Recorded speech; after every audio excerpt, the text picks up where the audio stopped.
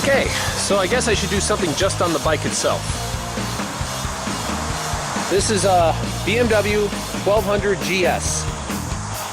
Basically an enduro, which is, in layman terms, a kind of half and half kind of bike. Half and half is that it's kind of half dirt bike, half street bike. Now last year, this trip we went 11,000 miles on. And this bike performed beautifully the whole way. We had a couple troubles, but mainly those were due to other things. Not much of something to look at most of the day, but it's got the power when you need it. It's got the off-road capability when you need it. I can't tell you how many times I found myself on a road which was road in name only. Personally, I love this bike because it's big, and since I'm 6'3", that helps me out some. It's got a little unusual look, and, well, let's face it, to do these kind of things you need to be a little unusual.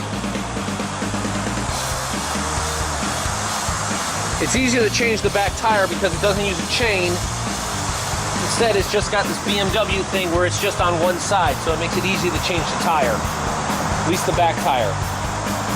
The BMW community is great. BMW riders are really happy. They really want to help each other out, even people who ride other motorcycles. Not to say that the other brands aren't as good. I mean, Harley people are great as well. Triumph, Victory, all great brands. But it just becomes kind of personal, part of yourself. One of the things I love about this bike, the fact that it has anti-lock brakes. So you only really need to pull this one brake and you don't need it. The computer handles it all. It's got a fuel gauge which is not that accurate, but hey, everything can't be perfect.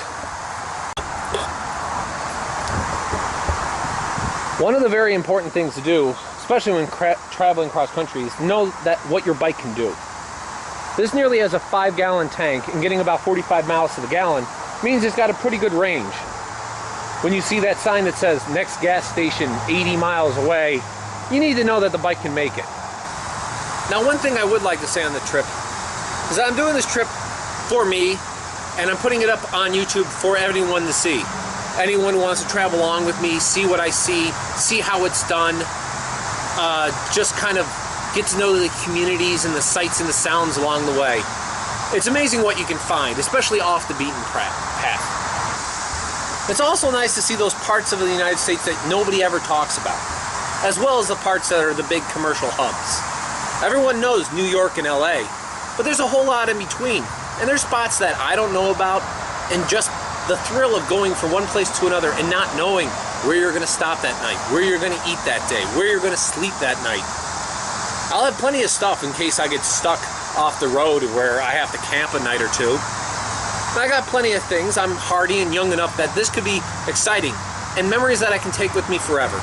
And hopefully someone out there chooses to do something like this or something similar that they just weren't ready to try, and they can know that it's perfectly safe, perfectly fun, and perfectly legitimate to do. I know plenty of people who've done this on a far smaller scale. I mean, I did this last year, but I know people who drive down to Florida every year, who drive across the country. This is more to take your time to really see it all. When it comes to destinations, everyone knows of the Grand Canyon or Mount Rushmore or all these spots, but there's a lot of spots in between but just get swallowed up by all the noise that's around other areas.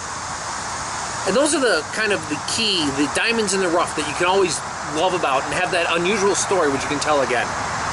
Now, some people tell me this is a great idea. They wish they could do it themselves, and this is my way of bringing them along. Other people say I'm crazy and that this is just an insane idea.